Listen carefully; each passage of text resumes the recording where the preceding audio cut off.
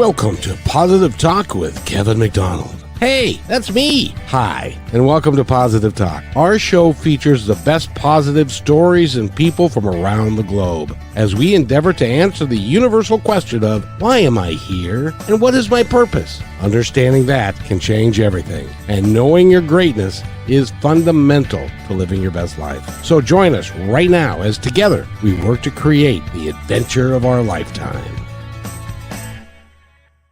And welcome to the show, everybody. My name is Kevin McDonald, and over there is a young lady by the name of Juliet Rose.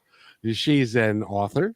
She's won 41 awards, nearabouts, but the day ain't over yet, for her work in the 8 books that she's written. And I imagine she's got another book up her sleeve or two.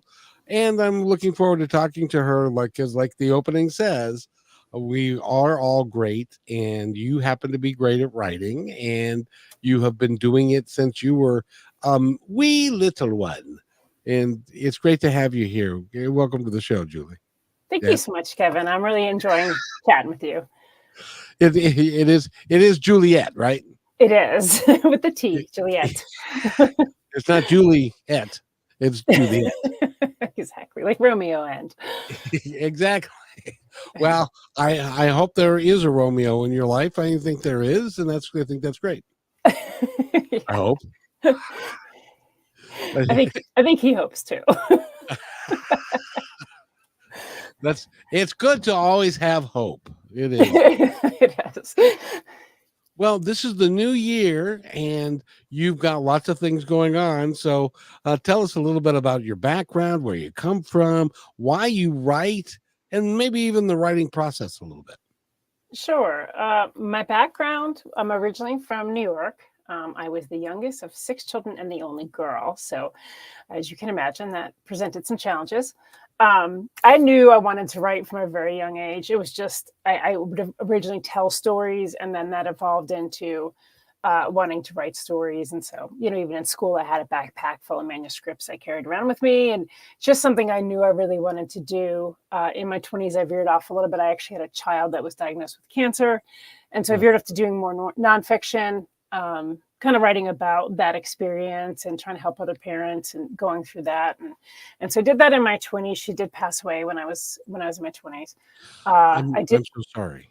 Thank you. Yeah, it was definitely tough, and I put writing on hold for a while after that. And then when I did pick it up, I was interested in kind of looking at fiction more, because I really wanted to maybe create my own endings.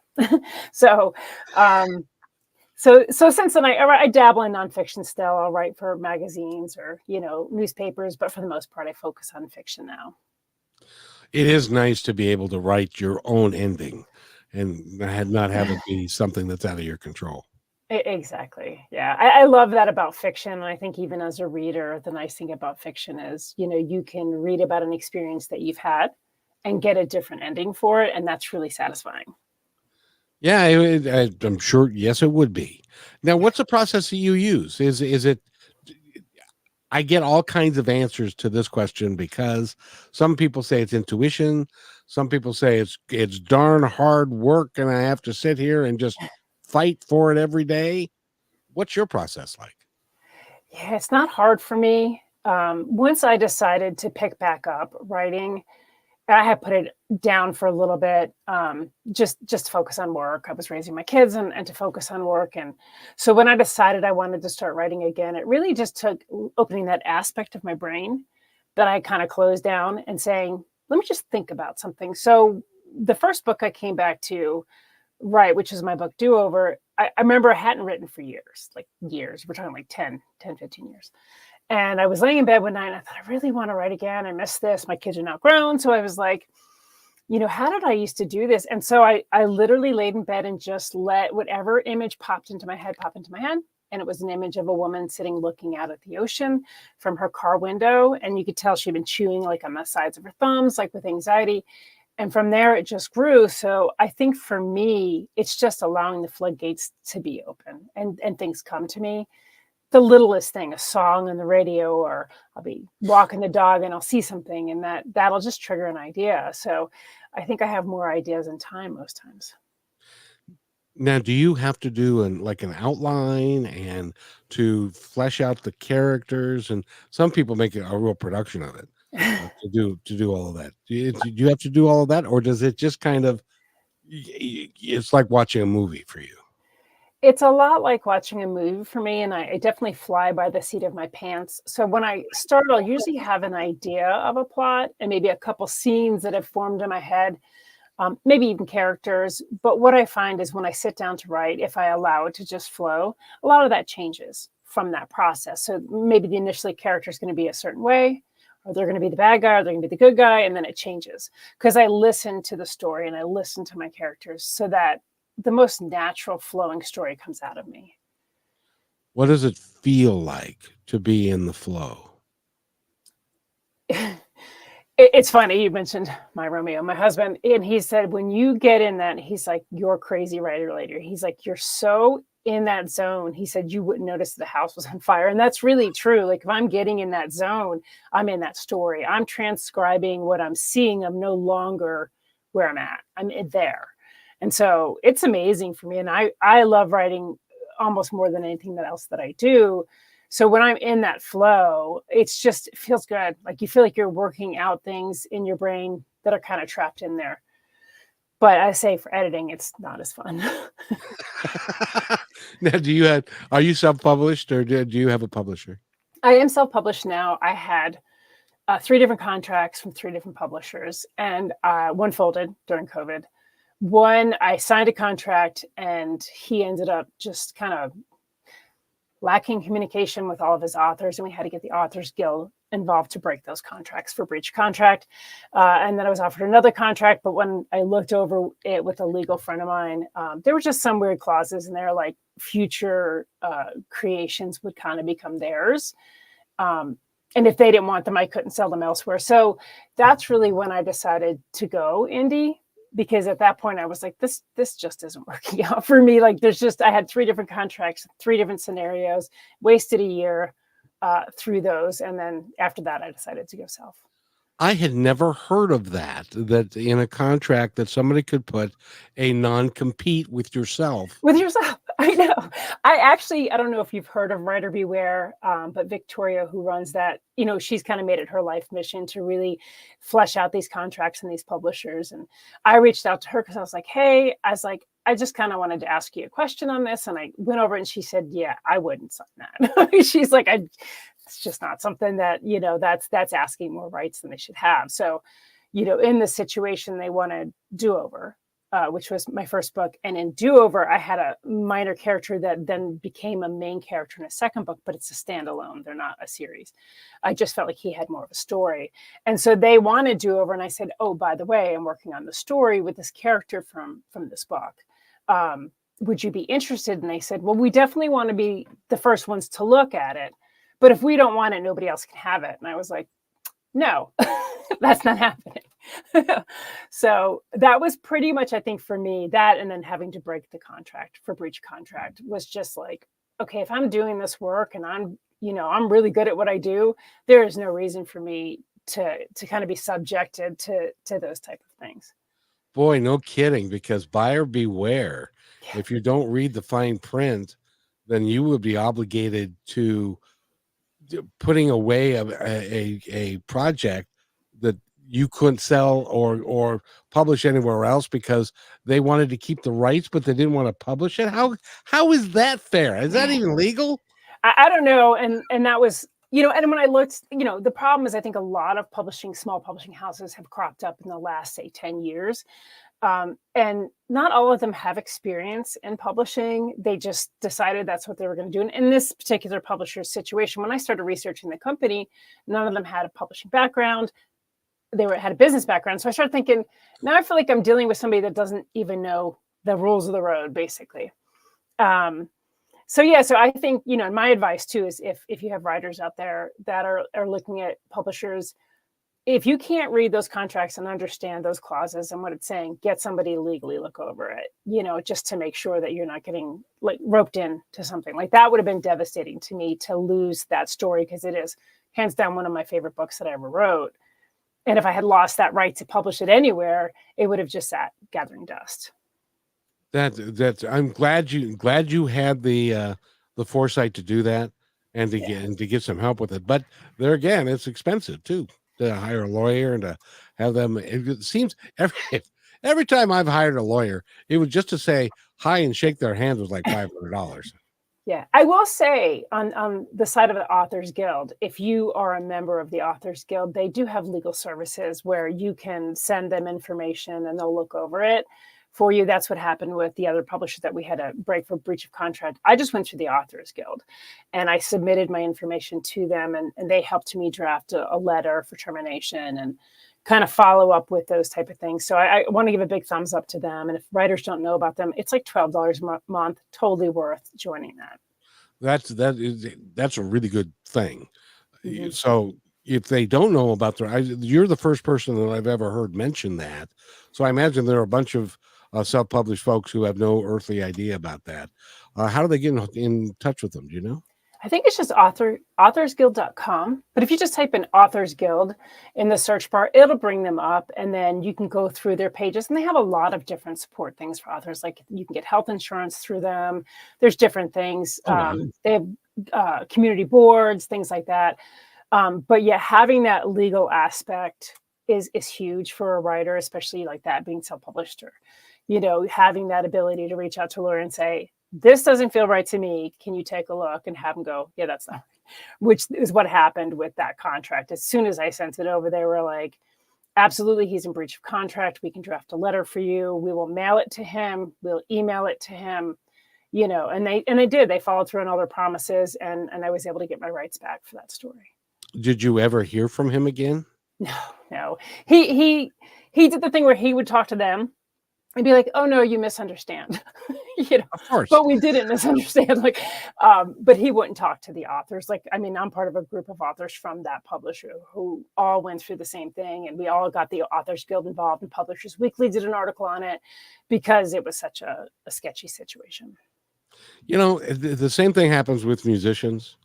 You guys work very hard at your craft. You love what you do. You are creators and you're creating great stuff. And then you've got to negotiate this minefield that is legalese and this, and people are trying to take advantage of you. It's hard. It is. And I think being a creative out here now and trying to sell your work, it's very easy to feel demeaned very quickly, or to feel like anything you're offered you should take because it could be your only chance. And I certainly went through that. Like when the first publisher folded, and then I got that weird contract with the weird clause. And then the one I had signed he quit responding. It was a really hard decision to say, I'm going to cancel this contract. Like I'm going to go away from working with publisher. And I think a lot of people are afraid of that, or afraid they're going to blow their only chance. But I have to say, just do it. Like, you value your work, make people value your work. Don't let them, give you nothing for your hard-earned. It's your soul. I mean, you're putting that into what you do. And so, yes, it's scary. And I've had writers that have reached out and said, I was offered this contract, I'm not sure. And I'm like, you got to follow your gut. Ultimately, you have to say, if it doesn't feel right, it's probably not right. Which leads me to a question. To become a publisher, do you have to, pass like a test, or can you just say, I'm now a publisher? And they can say, I'm a publisher. It's literally, and especially in this day where it's so easy to print on demand, they don't really have to invest anything for the most part. They can say, I'm a publisher, I'm an editor, and not have any certifications or anything to back that up. And then they can pop onto Amazon and they can publish a book, and it doesn't cost them anything.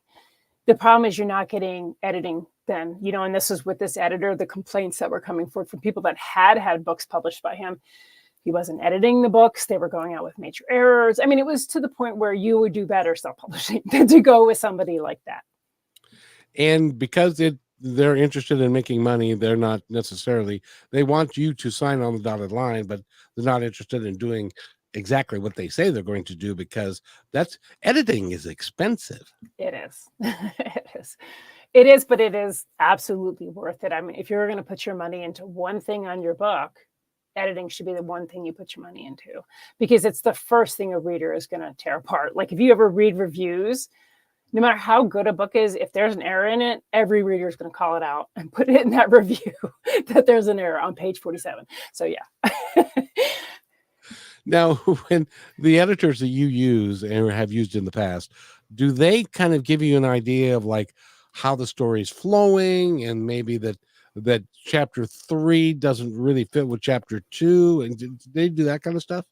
Yeah, it depends on who you're going to and what you're going for. So you can get somebody that's like a kind of a broad spectrum editor that's going to do all of it: line editing, copy editing, developmental stories. I like to use beta readers first, which are people that just read the story and then give you feedback. And as a reader, like how I felt about it, they catch a lot of errors as well. So usually I start with my beta readers.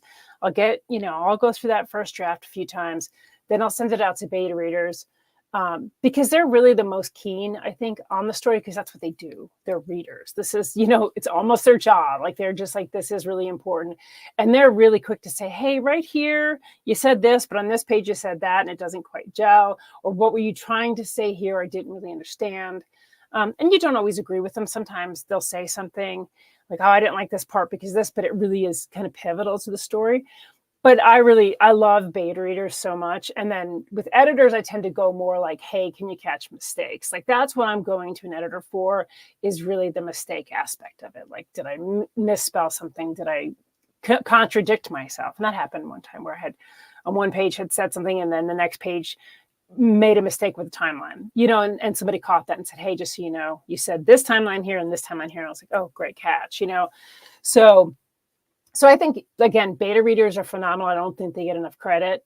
Some are paid, some aren't. Like, I mean, there's some that are just that avid of fans. They're like, I want to read your next book and give you like advice.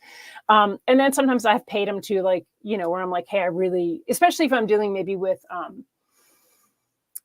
different kind of cultural aspects or dealing with Sure. disabilities. And I'll purposely find beta readers that have those experiences so they can catch me if I'm just really off on what I'm describing. Because there's a lot of research. If you're going to talk about, as an example, somebody that is disabled, you're going to have to do some research on that particular disability and how they function and all that kind of good stuff. You really do. And I've been frustrated. My husband actually has cerebral palsy. And so there's like a lot of frustration in Hollywood where you see them present a disabled character that either isn't disabled and it's somebody acting to be disabled, or they are disabled. But they put them into a trope like type of thing where they don't really have depth as a character. It's really, they are their disability. And it's really important for me to not do that. Like when I'm writing, I want to make sure that I'm showing the person as a person first that is dealing with their disability versus the person being their disability. I think that's awesome. I did want to mention a couple things for you, is that you lost a child in your 20s. Your husband is you seem like a very put together, happy person, even though you had challenges in your life. How do you get through it?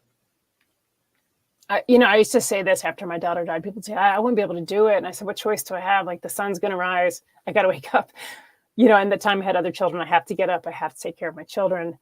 The happiness or the aspect of me that tries to stay positive is because everybody's dealing with things. I'm not the only one. So like for me to sit there and be bitter and say, well, I've been through this, and, all of you haven't, everybody has some burden that they carry. And so I think it's better for us to try to connect and find those positive aspects than to kind of sit on our pity pot.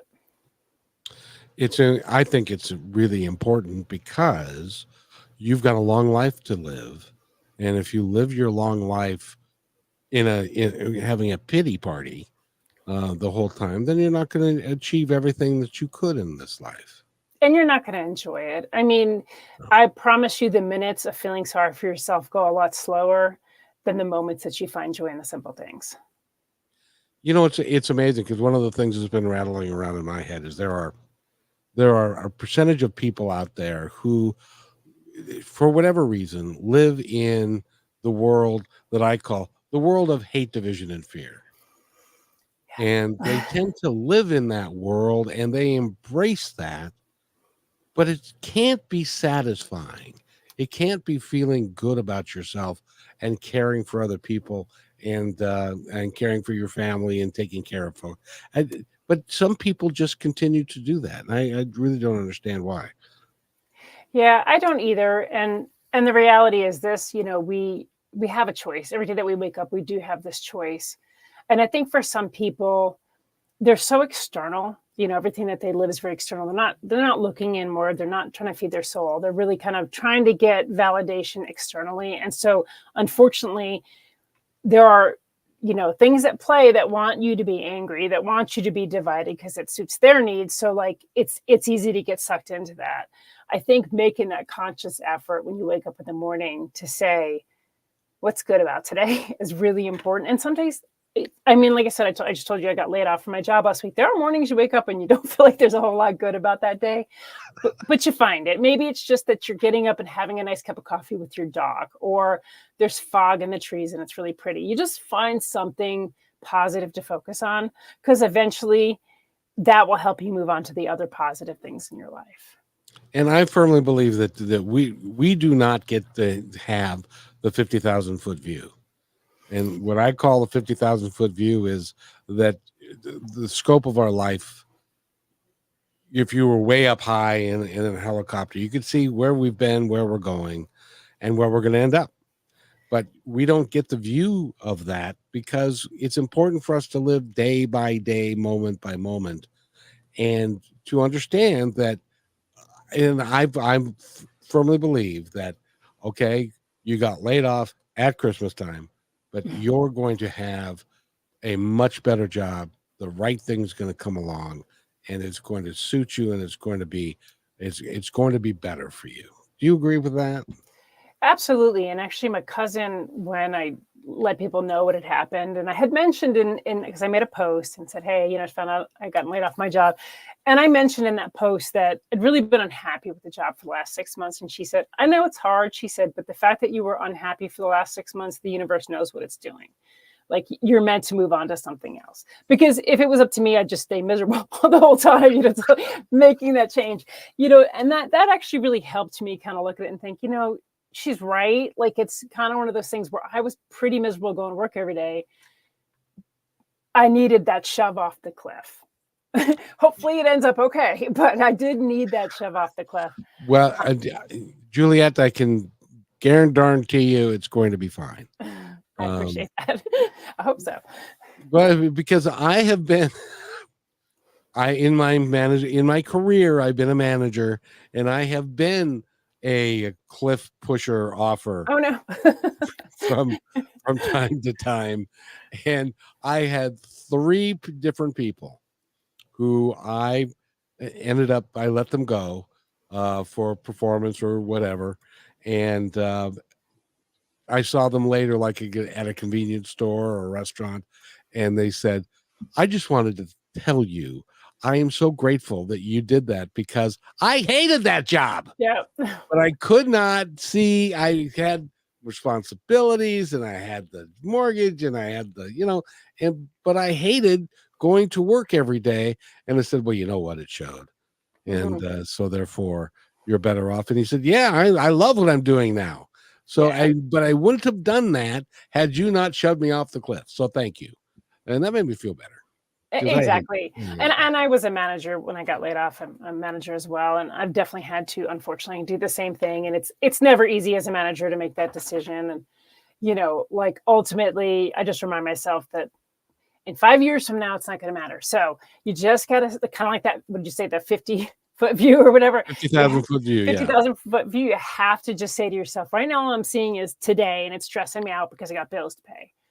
I'm not seeing what's coming down the pipeline for me, but I have to trust that it's coming down the pipeline for me. And I think that's really the pivotal thing to really moving forward, is to trust. Trust is tough sometimes, but to trust that your path is what it is. You just said my favorite word, and that is trust. Trust and know that you are you're a very good person. B, you're very smart. C, the universe is going to take care of you. And what the universe has planned for you, you don't know yet. And sometimes you don't find out until it's like, oh yeah, that's what that was about. But they will take care of you. and so you'll be fine. Yeah, and you were talking about again that 50,000 foot view, and when my daughter died and I was 28, at that time I didn't want to live. Like it was just that So hard. I can't get through every day, and I would think about myself at this age now, and I think there's no way I'm going to make it that. Like, how am I going to live this many years?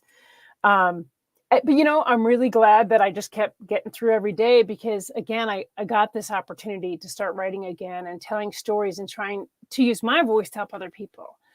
And so like I'm grateful not through what I went through, but that I stuck through it.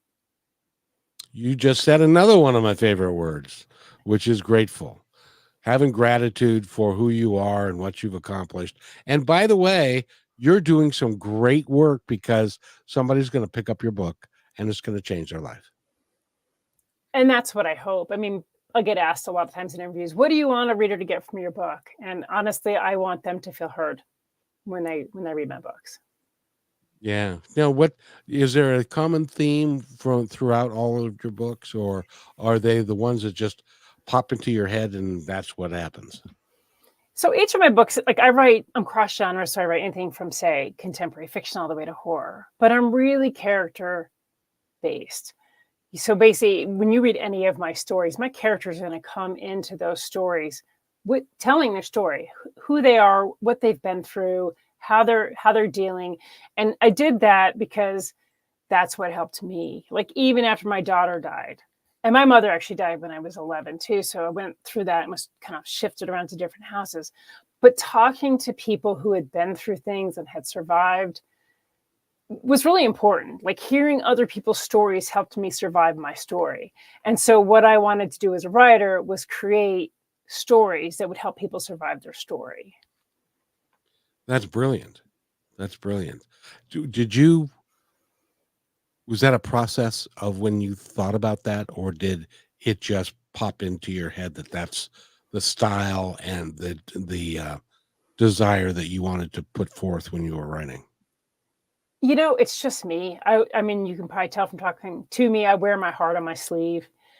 If I see somebody, if I see somebody crying, I immediately get teared up. Like if I see somebody struggling, I want to help them. And so it's just kind of my personality wrapped into those characters. I didn't have to really say consciously, I'm going to do this as much as it's just how I write because it's who I am. How do you think you got to be who you are? I mean, I'm not going to deny it. Suffering is a huge part of it. I was always a really sensitive kid, like say before all of this happened. I was kind of the kid that, like I remember being probably like 9 years old and other kids were like squashing ants and I was getting really upset and pushing them away. And like that was me. I was this kid that just constantly felt overly empathetic about everything I saw. And then going through that suffering, I think matured that. So instead of just kind of being reactionary and feeling those things, I was able to take those feelings through my experiences and say other people are going through things. The reason somebody's angry might be because they're really sad, like, and being able to start to look deeper into people and their reactions. And then of course into my stories, doing the same thing with the character. Like a character might be really angry, but why is he really angry? Like in Trigger Point, one of the main characters is deaf and he's a dog handler for search and rescue. He's really angry. He has anger issues, but it gets into the fact that growing up, he felt really isolated because he was the only deaf child, around. And so he carried a lot of anger into his adulthood. And so I want to address that a lot because I feel like we tend to look at each other very surfacely and say, okay, this person, he's just got an attitude, or he's a narcissist, or, she's overly emotional. And we forget to say, why are they where they are? And what can I do to make them feel more accepted and more understood? And so that's really been my goal. See, but that is a very mature attitude to take. And when you were 28 or when you were 11 or now, because there are a lot of people who go through their entire lives and they think about the things that have happened to them and they take a victim approach to it rather than I've gone through these things, so now I can be of help and of service to mankind, because there are other people who are going through or will go through these things, and I can write about it and I can make a difference. Sure. And there are people that go through things and they do become bitter or angry. And sometimes they also just need someone to sit down with and let them let it out, like because maybe they weren't raised in a way that they were taught to validate their own feelings, or given tools to get through crisis. And so I think most people aren't nasty. I think most people are really just coming from a place of not feeling accepted or feeling lost or, their own emotions that they don't know what to do with. And a lot of times it has to do with fear. They're fearful Yes. of the other. They're fearful of things they don't understand. They're fearful of why is it the way it is, and so they create a conspiracy theory about the dark demons and that are in the government, and they're making my life miserable because at least I think they're rationalizing how they're feeling, but they're not fixing how they're feeling or getting Exactly. through it. So they end up feeling that way for their entire life. And to I me, think that's a so. waste. And I think a lot of people, it's easier to blame somebody else than to go inward and work on yourself. It's a lot easier not to blame yourself. It's like I didn't do it. And Your these other problem. people did it. Yeah. Right. These other people did it to me. Everything happens to me because these other people did it. And Exactly. I like to say that there was a period of my life when I went through what I call my bad country music song period. And but that happens. It Um, does.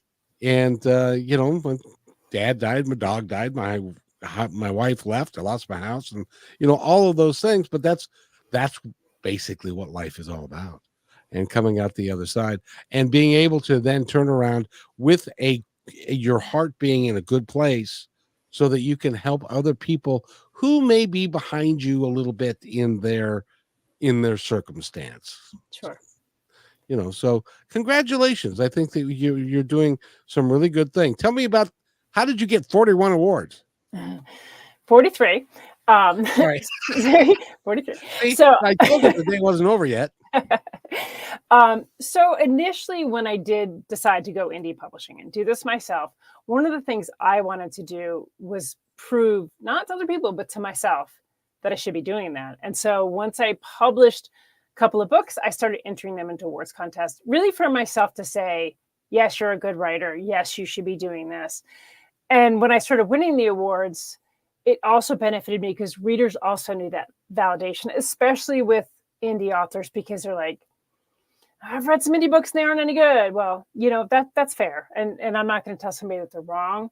But what I'm going to say is give mine a chance. I've won these amount of awards, Mm-hmm. So, it's been vetted. Like somebody else has looked at it and said it's not garbage. So give it a chance, but honestly, that's really where I started. And then, I've continued to enter awards contests because I also really, now it's kind of broader. I want people to understand how amazing a lot of indie books are out there. I recently did a convention, and as I walked around, the majority of people there were indie authors. I was blown away at the quality of books. I mean, I think that nobody would know the difference unless you told them. I actually think in a lot of cases, indie books are better because there's not all these kind of rules to we're trying to make a lot of money, so it's got to be this mass market kind of idea. You're allowed to be a lot more creative and a lot more niche as an indie writer. I find the same thing in media. The type of media that I do is that if I were to go, I'm told that I have a good voice for it and I could go probably get a job in media, but then I am at the control of somebody else and somebody else's vision of what they Exactly. want to do. And as an example, I'm loving this conversation that we're having. And if I were in corporate, it would be 10 minutes long. And it would be, here's your book. How to get a hold of you. Okay. And then thank you. See you later. Commercial, and I don't like that. So I agree. And same thing with indie music. I mean, probably my favorite people are indie musicians, like in the sense of when I look for new music, I almost always end up landing on indie musicians for the same reason. Their stuff's unique. They're, being really creative. They're controlling their voice. And that's huge. Yeah. And most of them are not using auto-tune. And yeah. It's again, it's some of the corporate ones where they are packaging you and they're creating a persona for you, even if you can't sing all that well and you can't sing live very well, they'll fix that for you. Absolutely. I mean, you see it in kind of all creativity. You see it from actors and actresses to musicians, where it's like if they're kind of signed on by these bigger companies, corporations, they are whatever they've been told to be. I want to be whatever I'm wanting to be. And I think that's important. You can't be something what you're not, and where they make you do things that you would not do normally or whatever. And that's I suppose that's if you want to make the big bucks, you got to be able to, I don't know, do the big stuff, whatever that is. And that's the flip side, is that, you have somebody else footing the bill and, paying the royalties and stuff like that. So there is that appeal of that. And I get that as well. And like I said, there's really no right or wrong way. You have to do what you are comfortable with. But, we all die. And at the end of my life, I want to know that what I did is something I believed in. And the interesting thing, now you're significantly younger than me, I think. I don't know. Yeah, I'll be honest. I'm 66 years old. See, and I don't look a day over 65 and a half. I'll be 53 next month. See, you're just a child, and so you've got a long time left, but you don't know when that day is. And so it's important to live your life to its completion every day and do the best that you can. And to my mind, we were talking about hate, division, and fear earlier. To my mind, being kind, being loving, being charitable, having empathy, I think all of those things are very important as you go forward in living your life. Because I want to be known as the guy that is nice. It gets me into trouble sometimes, but it's nice to be, because I don't know if you know this, but there are people who take advantage of nice people. I definitely know. Yeah, I do. Because you strike me as being the same type of person that I am, and you get taken advantage of. You do. But you know what? At the same point, you got to be like, that's on them. And Yep. I'm going to continue still being a nice person. That's right. Now, I got to ask you, because in your bio, I wouldn't ask other than the fact that it's in your bio, but being a vegan, is that because you don't want to kill animals, or is there another reason? Yeah. So when I was really young, I mean, if you didn't want to kill ants, I can understand why you didn't want to kill a cow. When I was really young, I actually went on like a school field trip to a grocery store, and they took us into the back of where the butcher is. And I remember seeing the word calf written on a box, like calf, like a baby cow. And I think that was like a really pivotal moment for me, because I all of a sudden like put the pieces together, and that was a baby that was being eaten. And so at that age, I went home and I said to my mother, I want to be vegetarian. And she was supportive. She did pass away when I was 11, and I kind of moved around with different family members. Not everybody was as supportive. So, you do what you got to do to survive. And, but when I was an adult, I decided to go back to that, because it is really my belief. And if I don't have to harm something, I won't. So it's kind of like, I understand there are people in places and they don't have that choice. They don't have a grocery store that they can buy an alternative. That's fine. People have to do what they have to do. There are cultures that have to hunt, and that's fine too. I just didn't really want to be part of something that caused suffering if I could help it. But the funniest story that Paul McCartney is a vegetarian. Yeah. And he was in Scotland with his wife Linda, and they were sitting down having dinner, and it was leg of lamb, and then they looked outside and there were a bunch of little sheep and lambs running around the yard, and he said, "We're eating one of them." Yep. And so they decided, we just can't do that anymore, so they wouldn't do that. So which is great. Sammy, wait, what I do not know who that is, so we're just not going to. Sammy, I don't know who you are, so I'm not going to put you up there. So anyway, what is this stream? This is anyway. So, but it's great to talk to you. Let's go. He's a music official, he says. So, but anyway, let's go through your books and how can they get them? Would you like them to buy them from your website? That would be nice. Yeah, so they have a few options. I have my website, which is authorjulietrose.com, and I have links to all of my books there, so you can get them on Barnes & Noble, Amazon, whatever I have linked there.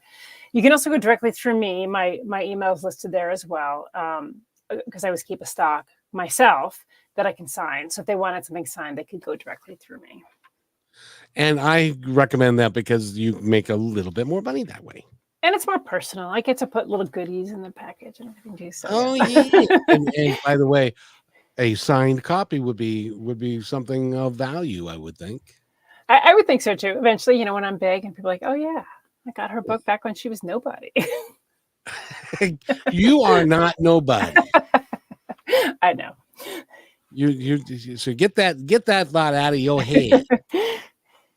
You're very important. By the way, we're talking with Juliet Rose. And they can go to julietrose.com, correct? Yeah, authorjulietrose.com is my website. And then it has links to everything. It has my social media links, it has book links, it has little information about me, some of my musings. Sometimes I'll throw up something there I'm just wanting to write. Yeah, so it's a great way to kind of connect with me initially. Well, let's see. Now, Sammy says he's also a writer. I'm taking a chance here. He says, I'm also a writer, and so I joined this for some advice because I'm writing a book that has 50761. I have no, what does that mean? Do you know? No idea. So 5076. Sorry, Sam, I don't know what that would be, but the advice. It's got 50,000 words, so it's a big book. That's actually not bad. That's really just kind of passing from a novella into novel as far as like word count goes. So that's a decent word count size. Really right now your popular books tend to fall under 100,000 words. So usually between about 70 to 100,000 words is your typical kind of like book you'll see out there. I tend to stay around that too, anywhere from, I think my lowest was like 75, my highest is like 85. So I tend to stick around that as well. As far as advice, just write it and then have somebody else read it. That's honestly my best advice. Just get it down on paper and then find somebody who's willing to read it.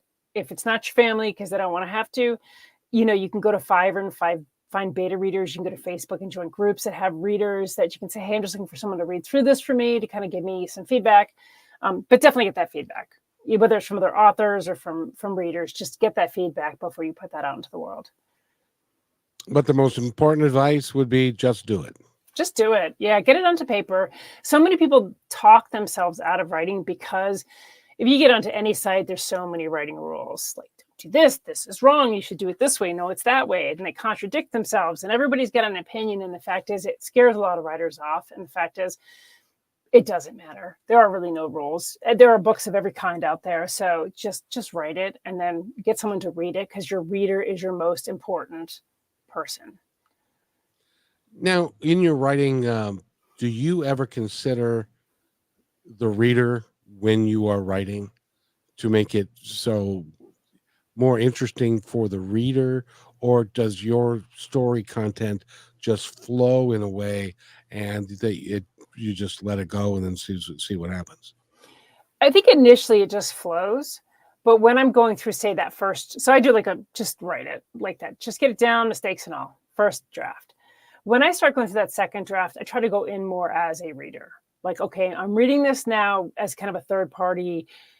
And there are definitely times, and I don't do major rewrites. It's just not who I am. But there'll definitely be times where I'll stop at a section and go, like even to me, this doesn't feel quite right. And I'll note it and I'll think about it. and I'll figure out there's a different way I can approach that subject matter or that situation to make it more flow.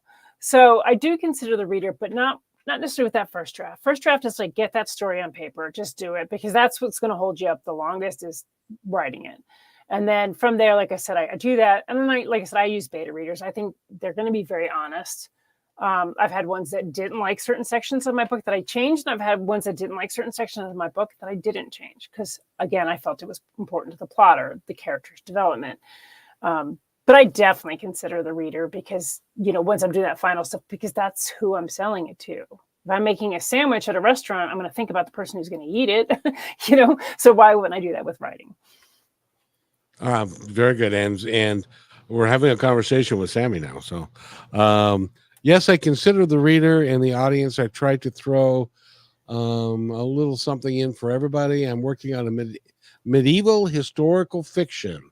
So I have action for boys and a side love story for the girls. Let me just correct that. You have action for the girls and a side love story for the boys.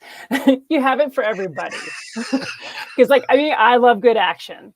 You know, I do love good action in a story. So, and there's guys that love good love stories. So it's really good to have that balance to make sure within any story that you have layers. It's not just kind of like, it's not like and I see this sometimes where it's like a short story and they made it into a book when it shouldn't have been. It should have been a short story and they just stretch it out through description to really create layers in your characters and make your reader invested in what's going to happen. Exactly. And I remember a medieval book that I have, and when my son read it, it's called Black Knight. And it was they made it into a movie. There's a guy by the name of Tony Curtis. Do you remember Tony Curtis? I do. Yep. Oh, good. So you are at least that old. Anyway. I'm at least that old. But here, the movie was called Black Shield of Falworth, and it was in the late 50s and early 60s. And Sammy was he knows who he is too. That's great.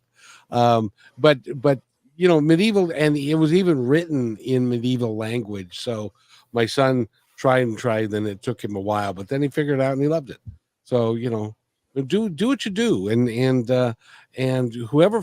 Now I got to ask you, when you're writing and you're about to publish a book, do you look at it? So do you look at it like, I did the best I could. This is the best work that I know how to do. I love the work I did. Now I'm going to let the universe or people decide if they want to buy it or not. That is none of my concern. No, I think that again, I'm offering something out into the world. If I was just writing for myself, I could stand on my pedestal and say, I like it, I don't care what anybody else thinks, but I'm trying to sell books. So I have to really make sure that I've done right by the story and right by the reader.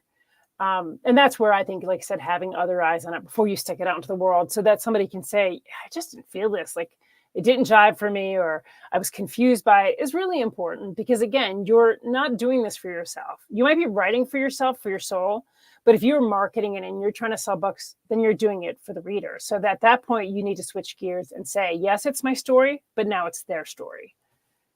Indeed. And that's maybe that's why I'm not real profitable, is that I need to market myself better, I think. So, and in any event, Juliet, thank you for coming on with me today. We've had a problem getting together, so I'm glad we finally did.